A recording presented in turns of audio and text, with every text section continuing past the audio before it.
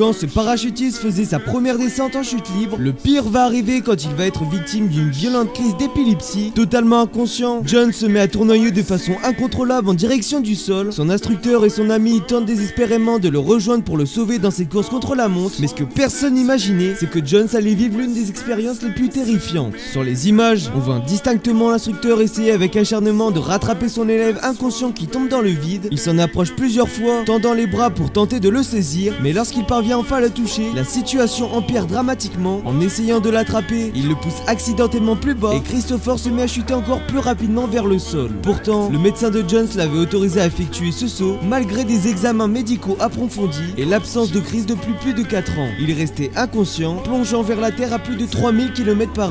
Après une chute libre de 1800 mètres, l'instructeur savait qu'il ne pouvait plus rien faire. Il ne lui restait plus qu'à espérer que Christopher atterrisse en sécurité, même inconscient. Mais un miracle s'est produit. Jones a repris conscience juste avant de toucher le sol.